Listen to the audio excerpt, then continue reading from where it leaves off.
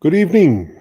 It is not Thursday night. It is 9 o'clock, and it's my opportunity to chat with you. Thank you so much for tuning in. Tonight, we are looking at the question: how do I help a friend in crisis? I'm sure we've all been in that situation where we have a friend, somebody that we care for, that's in a huge crisis, and we are desperate to help. We are desperate to make a difference, but we just don't know what to do. And that's a very long question. And tonight we are going to look at a simple 3 point strategy. And I hope that this will help you. It's been great to connect with you guys, to hear from you, to receive questions, to hear what's going on in people's hearts. And I just want to say, if you want to contact me, you are so welcome. You can do it via email. You can send in questions. I won't share your name um, on this broadcast. I won't disclose any details, but I will try and my best to answer the question shortly, simply, and maybe it will help somebody else too. So please be bold. If you don't like email, you are welcome to WhatsApp. Please don't call, but you are welcome to WhatsApp. And I would love to hear from you. Any feedback, any suggestions, and especially questions. So back to the question: how do I help a friend in crisis? The Bible is very clear that we should be helping one another all the time. And I don't think we do enough of that. Uh, we should be supporting one another, not just when there's a major crisis. And Galatians 6, verse 2 says, share each other's burdens. I have burdens every day. You have burdens every day.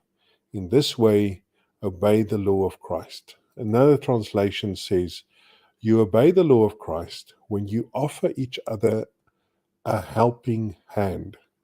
When you offer each other a helping hand. And when you read the rest of that chapter, and you get a sense that that helping hand is a very practical thing. I help you by giving you a lift. I help you by um, helping you carry stuff. Uh, and I help you by giving you stuff and giving you money. And we've gotten to the place where, you know, we don't do that. The closer somebody is to us, the less likely we are to give that person money. And because maybe we are communicating that I think you don't have enough money, you lack money, and therefore we don't do that. But God works in amazing ways. And sometimes somebody has given me money and I had no idea what it was for. And in the past, I would spend that money. But I've learned with a lot of pain to prayerfully consider what to do. Sometimes God provides the day or the week before I'm going to have an unexpected expense.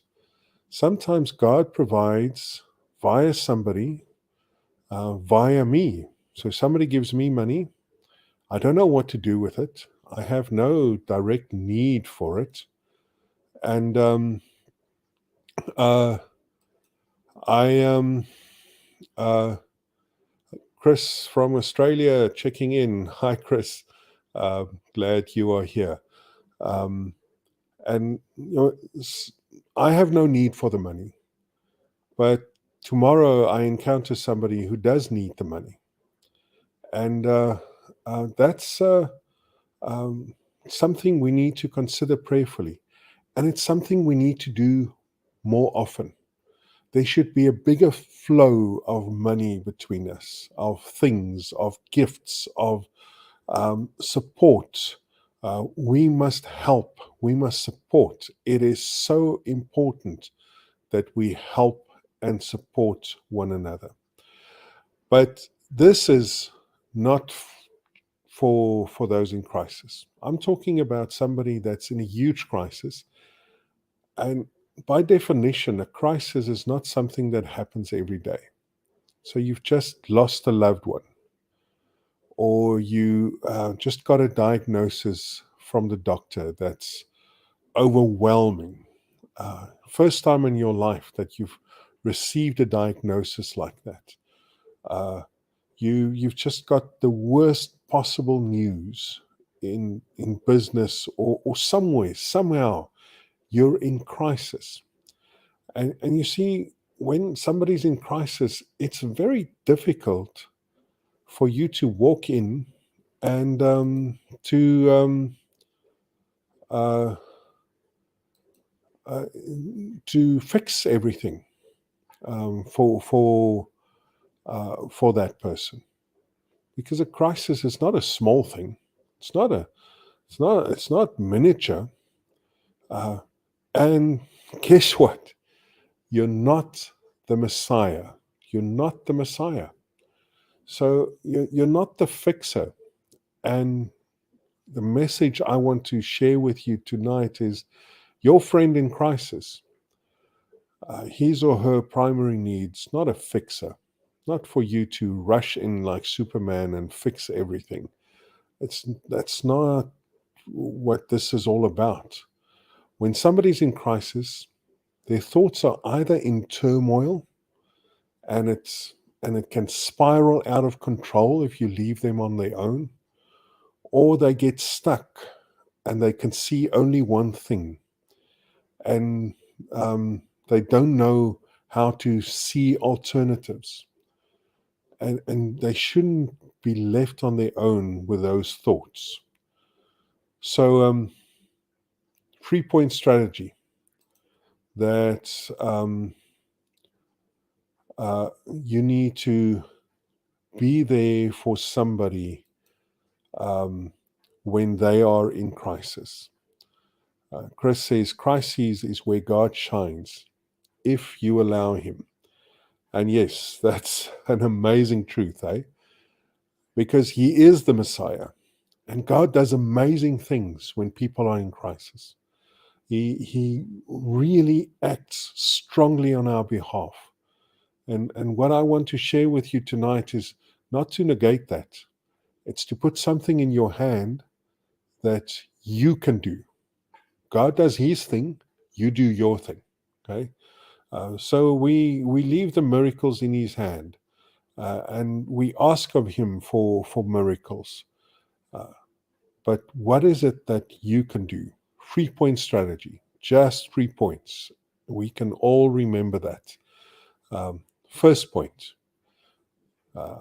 people say, I just want to be there for you. Here's how.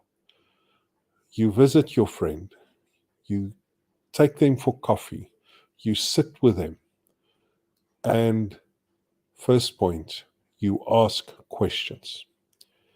You don't ask, how are you? You don't ask, how are you feeling? I'm in crisis, and I haven't been here before. I don't know what I'm feeling. I don't have words um, to describe how I'm feeling. And those questions are just too vague. Ask specific questions. Ask them to tell you what happened.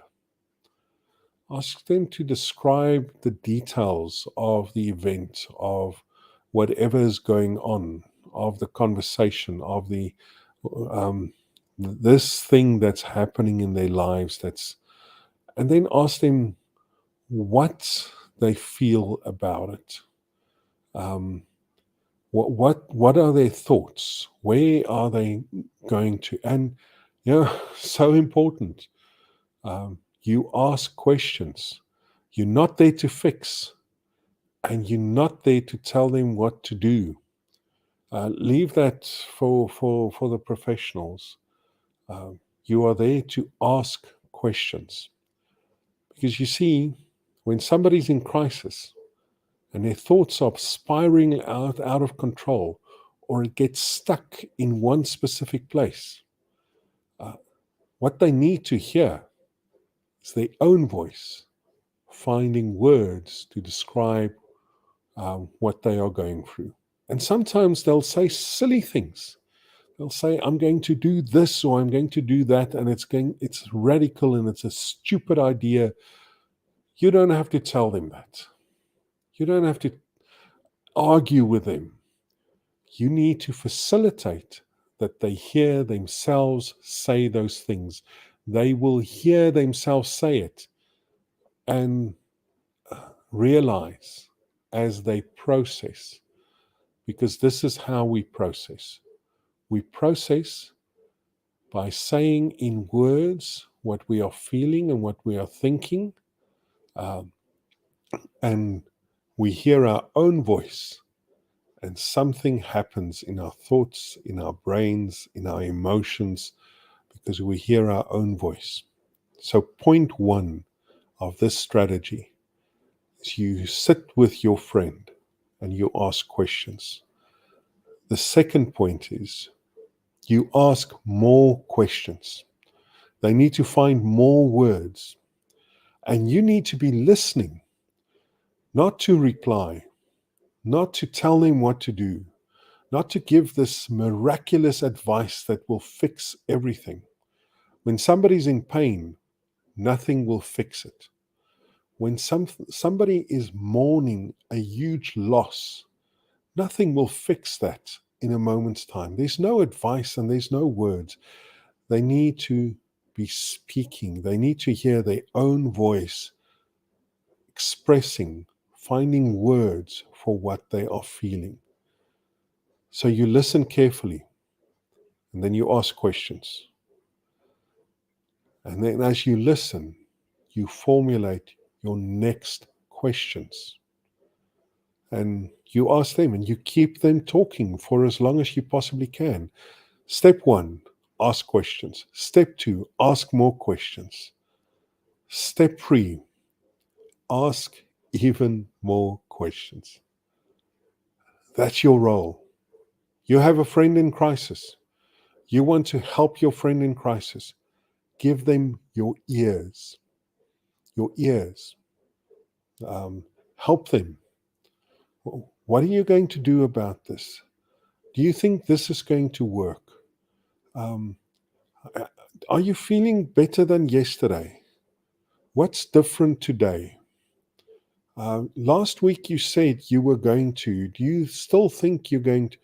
Keep on asking questions. Keep on asking questions. Get them to talk and listen. Because as they talk, they listen themselves. They hear themselves. And something amazing happens.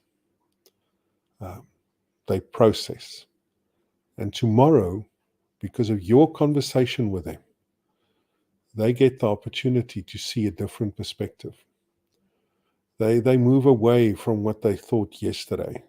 They move forward. They move on. They see. They understand. They find solutions. And what you've done is you've asked questions and you've listened. I hope you remember this advice. You have somebody that's in crisis. Go help them. Go help them immediately. Go listen to them. That's what you ought to do.